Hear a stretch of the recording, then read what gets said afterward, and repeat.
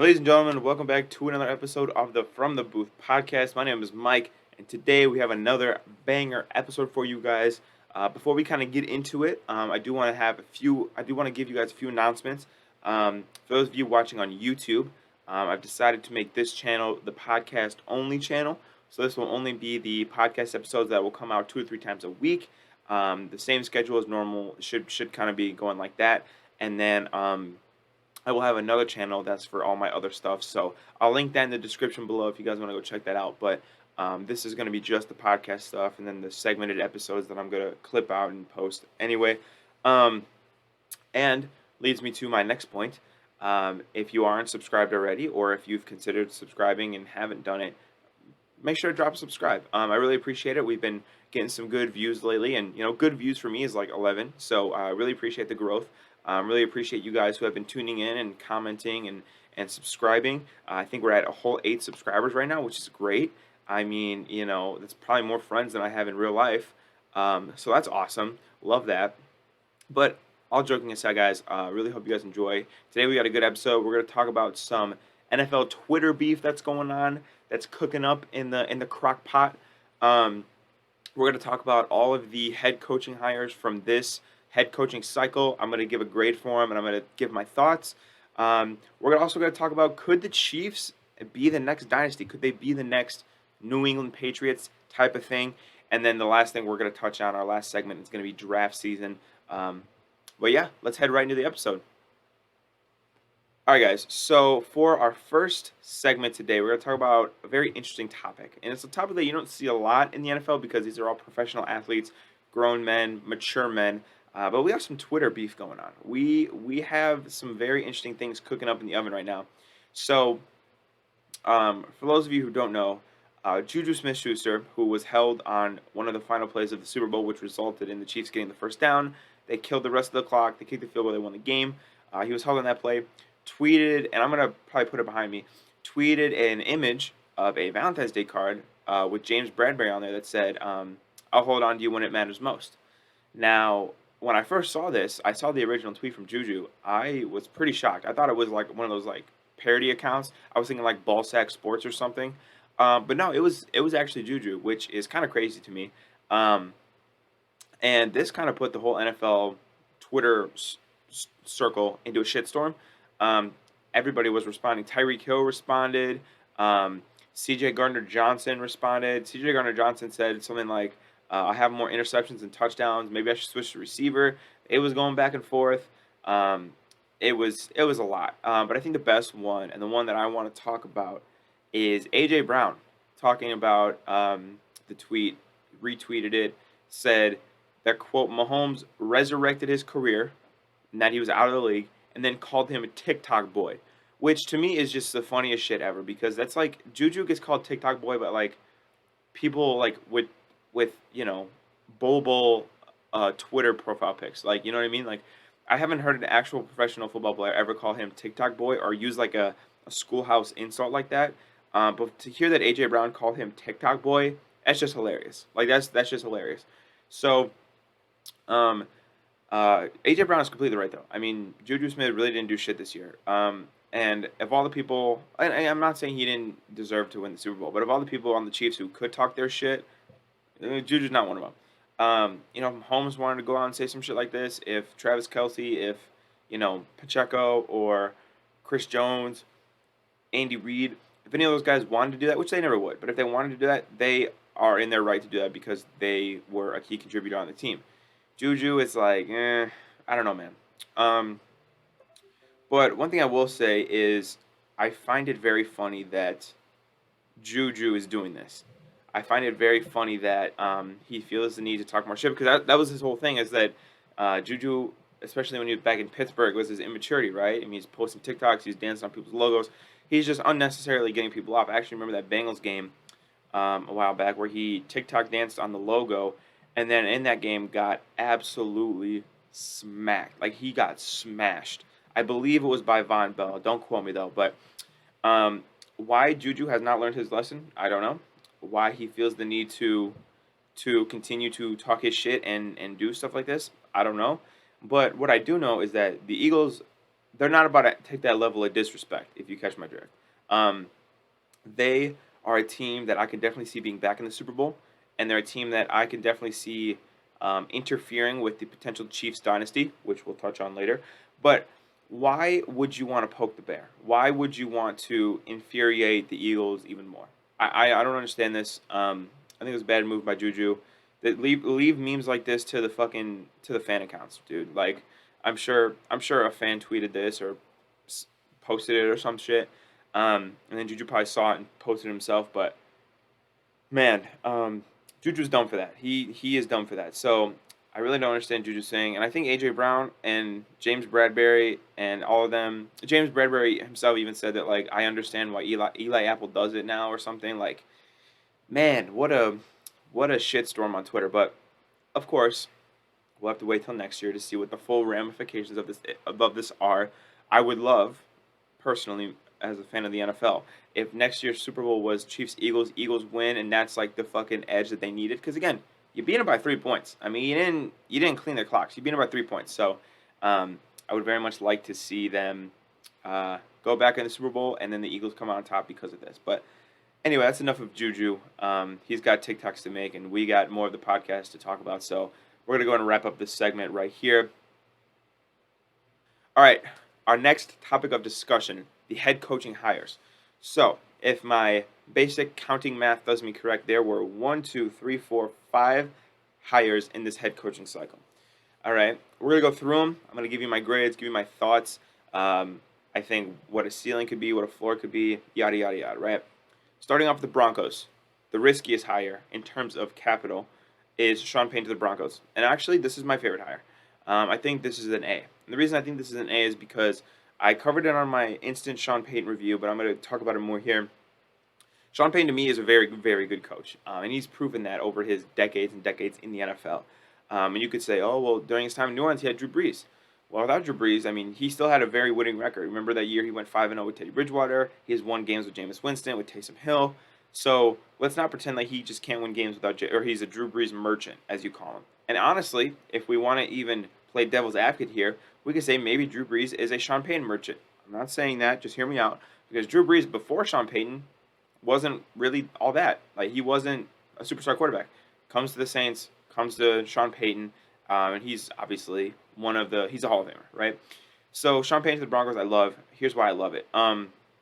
A, fix rust. That's the biggest problem. The Broncos have a lot of their capital into Russell Wilson. They have a lot of resources devoted to him.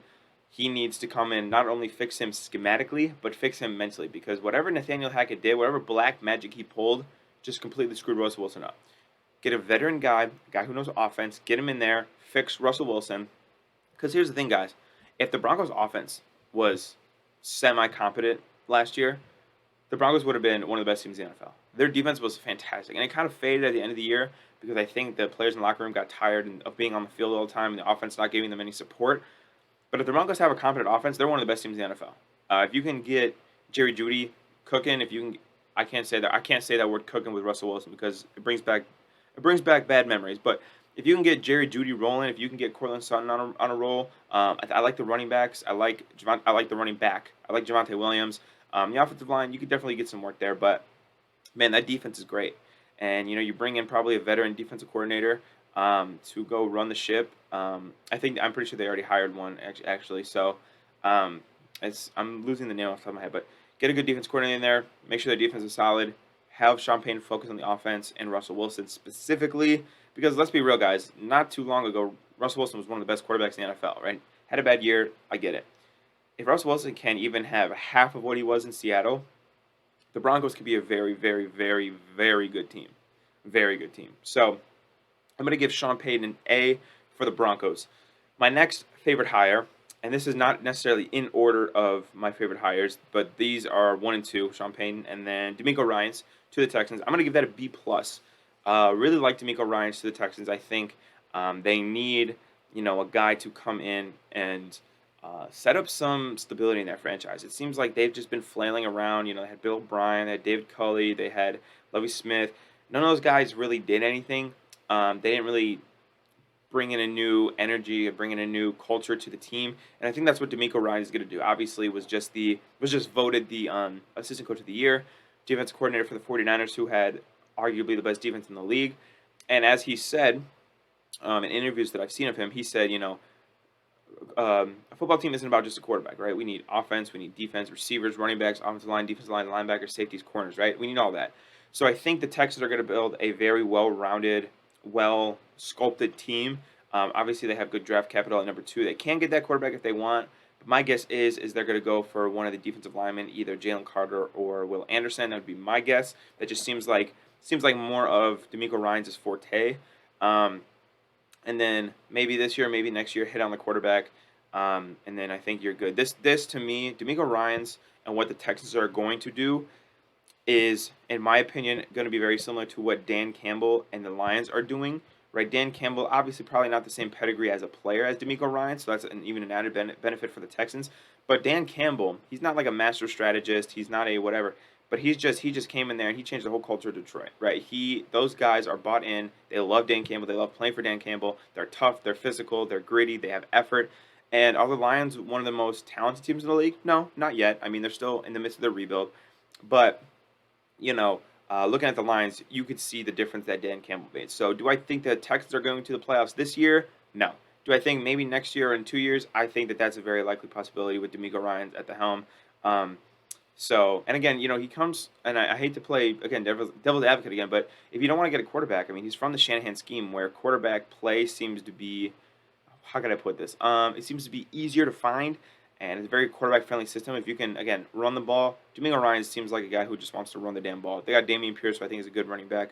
D'Amico Ryan's to the Texans, it just feels right. It doesn't just feel right to you guys. I mean, D'Amico Ryan's the old player, the old team captain, comes back, coaches the team, and that just feels right to me, right? So B+ for D'Amico Ryan to the Texans.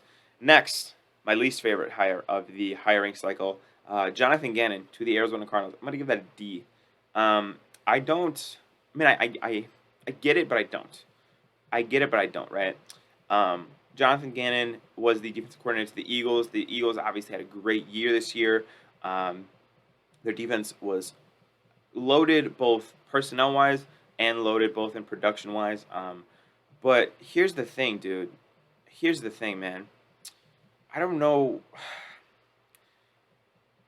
I don't want to say what did Jonathan Gannon do because that seems disrespectful, but like why? Out of all the guys, why is it Jonathan Gannon? I mean, we just watched him in the biggest game of his life absolutely get shit on by Andy Reid. Like, dude got shit on. And I know it's not, crazy to get shit on by Andy Reid. Andy Reid's a great coach. I'm not saying that. But what I am saying is, like, I mean, man, come on. How you going to give up 38 points in the Super Bowl and not be able to adjust, not whatever? I think the main reason for the Eagles' defensive prowess this year was their personnel. I think you got a great team. You got stacked D-line. You got great DBs. And again, I'm not saying he didn't do anything, but it's hard to kind of fuck that up, So I'm going to give it a D. To me, it really doesn't do anything. I haven't seen anything from Jonathan Gannon to get me excited if I was a Cardinals fan. And again, who knows what's going on with the quarterback. And I can see this being just a 1 or 2 year thing where they tried it. He doesn't, then he'll go back and be a coordinator somewhere. But I don't know. I'm not a big Jonathan Gannon fanboy. So I'm going to give that a D to the Cardinals. Sticking with former Eagles offensive coordinators who just lost in the Super Bowl, I'm going to go with Shane Steichen to the Colts. I'm going to give that a B. The reason I give it a B is because I think his reputation for developing quarterbacks is great. I mean, look at what he did with Jalen Hurts. Obviously, it's not only him, but I mean, if you have Jalen Hurts as your track record, that's a really, really, really good stepping stone for a career into a head coaching path. And why I think that's so important is because I believe the Colts are either going to take a quarterback at 4 or they are going to be aggressive and move up to get the quarterback that they want. Either way, I would put almost all of my money that I have saved, which is like 20 cents because of inflation these days, but I would put almost all of my 20 cents that I currently own on the Colts taking a quarterback in the first round this year. So that means, by a logical standpoint, he is going to need to develop said quarterback and make him a stud. The Colts, they don't have a lot of talent. They are not a very good team, and I think the only true superstar you could probably hang your head on is Jonathan Taylor, who, again, he is a running back. How long is he going to have? Whatever, whatever. But I'm going to give it a B because I think the Colts' biggest need aligns with his biggest strength, and to me, that's a very good thing, right? Um, it's just like Sean Payton, like I was talking about with Sean Payton. The Broncos' biggest need is fixing Russell Wilson and fixing the offense. Sean Payton's an offensive guy, a veteran guy. Again, I think the reason Sean Payton gets an A and Shane Steichen gets a B is because Sean Payton has a more proven track record. So I feel I know more of what Sean Payton has done. He's done it as a head coach, like he's won Super Bowl. He's won a Super Bowl as a head coach. Shane has done it as an offensive coordinator. It could be the case where Nick Sirianni was doing most of the heavy lifting, or maybe it was him. We don't know, but I'd like to give him the benefit of the doubt here. I'd give him a B going to the Colts. Next, and the final hire of this cycle, I believe it was the first one as well. Frank Reich to the Panthers. I'm also going to give that a B, but I'm going to go B plus here. And the reason I'm going B plus here is because Frank Reich, I think, was a really good coach, and he was not the problem in Indianapolis. I don't know why he was given the X so early, but their way about going with quarterbacks is they just traded for a veteran guy every year, or they got a veteran guy free agency. Phillip Rivers, Matt Ryan, Carson Wentz, like all stopgap quarterbacks that really never panned out. So similarly to the Colts, like I just mentioned, he is going to take a quarterback in the first round. I'm very confident in that. And when Frank Reich, you gotta understand, guys, when Frank Reich first took the job in Indianapolis, he was expecting to have Andrew Luck, right? And he was expecting Andrew Luck to be his guy. So I think that he is wanting a quarterback. He's wanting that guy, his guy, right? Not a veteran guy. He wants that guy, and I think he's gonna be able to get it in Indianapolis. So again, to me, Frank Reich is a safe hire. It's nothing crazy. It's nothing, again, like a Sean Payton where it's, oh my God, this could be amazing, and it's nothing like a Jonathan Gannon where I think the floor is really low. To me, Frank Reich has the mid. He's like here, like the ceiling's not too high, but the floor isn't too high. He's gonna be right here. The Panthers are gonna be a respectable team. They're going to be a quality team. They're going to be well coached. Will they ever be Super Bowl team? No. But will they ever be probably picking in the top 5 or 6? Probably not either. So I'm going to give it a safe bet. I'm going to say a B for Frank Reich to the Panthers. All right.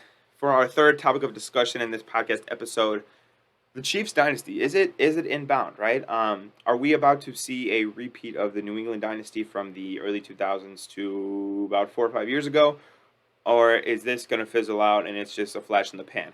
So I think there's a couple things that you really got to consider that are really in the Chiefs' benefit, and some similarities, some parallels that they had with those early 2000s to late 2010s Patriots. Issue number one, or I guess similarity number one, is your quarterback contract, right? Mahomes signed that mega deal a few years ago. I'm sure you guys remember it. It was crazy. It was, I think, at that time, like the second or third highest contract in sports history. It's a big contract. And so you might be saying, oh, well, the Chiefs, they're going to pay Mahomes for a lot. Well, now Mahomes is under contract for another 8 years. He's under contract until 2031. And relatively speaking, as the quarterback market increases and increases and increases and increases every year, he's going to be a bargain. He's going to be a massive, massive bargain. So for the Chiefs to have the best quarterback in the league on not the most expensive contract, I don't even think when his contract is in the last 2-3 years, I don't even think he's going to be a top 10 paid quarterback. That sounds insane to a lot of people, but he's not, right? He's not going to be even a top 10 paid quarterback. So to have the best quarterback in the league not paid in the top 10, insane, right? So his contract, he's under contract for a long time, and it's relatively speaking a big bargain, right? Talking about, so we get the quarterback. That was Brady's thing. Every year, Brady would not reset the quarterback market. Brady could have made the most money in the history of the NFL if he really wanted to. But what Brady did, which was very smart, was he routinely took pay cuts so that the Patriots could have money left over to improve the team around him. Because Tom Brady, you guys know Tom Brady. Brady doesn't give a fuck about money. He gives a fuck about winning. Championships, he wants all the Super Bowls in the world. And he basically already has them.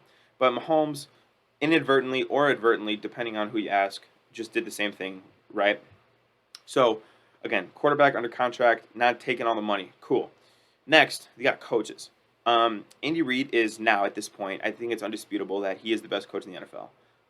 Point blank period, right? Belichick was during their prime. Belichick was older. Andy Reid's older. But similarly, like they don't seem like they're going anywhere. I would be pretty shocked if Andy Reid retired the next 2-3 years. Um, Andy Reid, despite his age being older, I mean he's still young and spry at heart. And he announced right after the Super Bowl that he's coming back next year. I would anticipate as long as he has Mahomes, he would come back and come back and come back until he finds the appropriate successor for what the Chiefs have built. But I don't think Andy Reid is going anywhere soon. I think that he's going to be in there for the long haul, which is very beneficial to Mahomes, obviously. Additionally, and this is a bit of a kicker, so I'm going to put a little asterisk around it. The Patriots always had great defenses with Belichick. Belichick's a defensive guy. That was his thing. Patriots always had great defense, right? Ty Law, Vince Wilfork, who am I thinking of? The McCourty brothers. They had Rivas for a while. Rob Ninkovich. I mean, they had Dante Hightower. They had guys all over, right? They had studs all over throughout the years. And I think that with the Chiefs, their defense right now is not very good. However, they're young, and maybe even most importantly, they make plays when it matters. The Chiefs' defense just always seems to step up in big spots. Maybe it's stopping on third down. Maybe it's scooping a fumble 6 in the Super Bowl, right?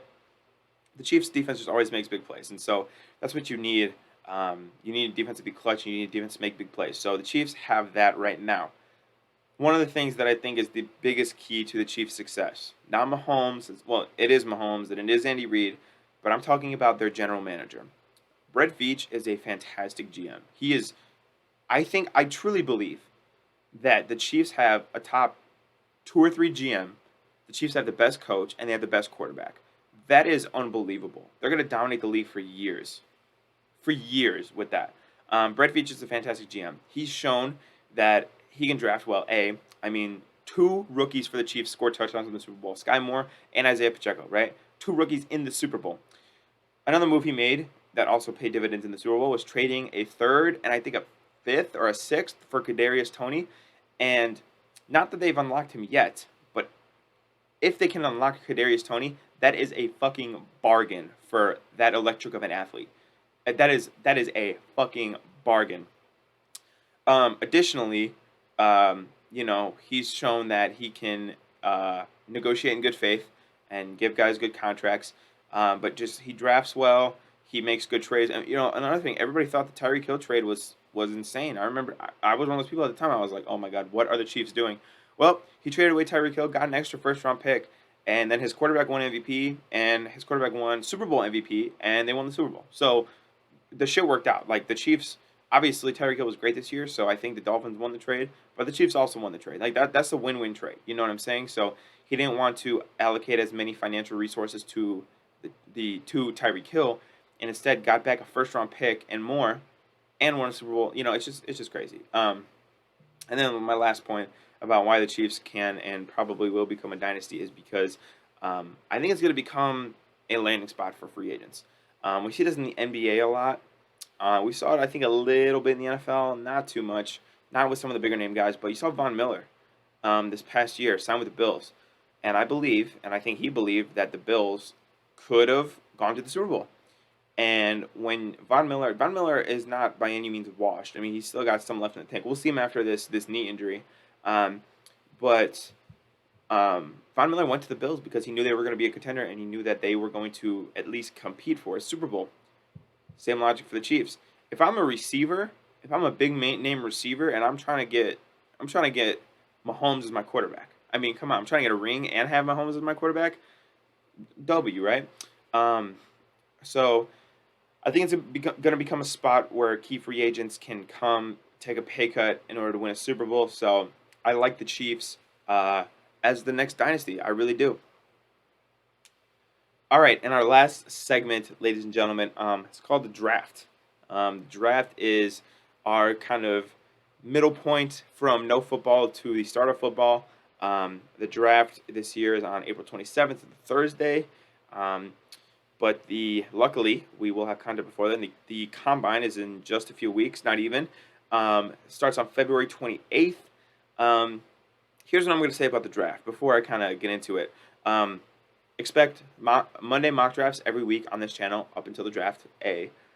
B, if any draft trade or related news comes out, this team traded this pick, da da da da da da da da, I'll make a video on it. We'll talk about it, all of that type of stuff. You guys will hear about it.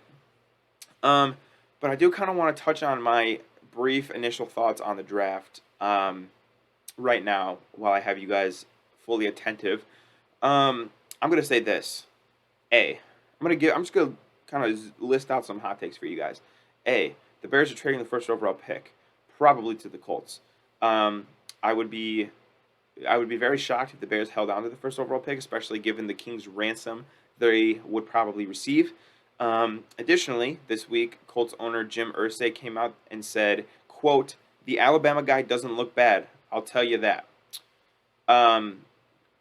So obviously he wants Bryce Young, and for the Bears, hey, you want Bryce Young? There's 3 teams ahead of you. Come and jump to the first overall pick. We'll take whatever. You take Bryce Young. We got our quarterback in Justin Fields. We'll take another guy at 4. So the Bears are going to trade their pick, probably to the Colts. I can see, as a Seahawks fan, I know this every single year. My guess is that the Seahawks will trade down. They're currently at 5. I think the Seahawks will love the value if they can get an extra, 2 2s or a couple 3s and a 1 maybe to move down with a certain team. So I would anticipate the Seahawks trading down in this draft. Teams that are going to take a quarterback or could take a quarterback. The Bears, no. The Texans is a possibility, although I think DeMeco Ryans is going to operate with the best player available mantra, which would probably be Jalen Carter or Will Anderson. But maybe Cal McNair, the owner, gets aggressive, gets impatient, wants a quarterback now, which, again, if you're going to take Bryce Young, that's not exactly a losing scenario. So the Texans might. The Cardinals, I don't think so. I think they're too financially committed to Kyler already, and they can't just move on from him. So Cardinals, no. Colts, absolutely, fuck yeah. The Seahawks, that's a bit tricky. I've been a Seahawks fan for over 10 years, and I cannot tell you I've correctly predicted one of their drafts. Like, straight up. I think my best kind of intelligent guess is that I predicted the Seahawks to take Tariq Woolen this year in like the 4th or 5th round, and I was right on that. So that's probably the only thing that I've ever gotten dead ass right on the Seahawks. They're a very confusing team. They're a team that's very hard to predict. So could they take a CJ Stroud? Could they take a Will Levis? Yeah, they could. They could also go with a guy you've never heard of from Illinois State Tech Institution of Technology. It's just kind of whatever they're feeling. And then at 5, we got the Panthers. Panthers are taking a quarterback. I would almost guarantee that. 6 is the Lions. Lions aren't going to take a quarterback, I don't think. The Raiders. I can definitely see the Raiders. Then at 8, the Falcons taking a quarterback. I can definitely see either of those 2 teams taking a quarterback. And then the Eagles at 10 obviously are not going to take a quarterback. So kind of inside the top 10, those are the teams that I think could take quarterbacks. Maybe should take quarterbacks. Who knows? But yeah, so that's kind of the little draft synopsis for you guys.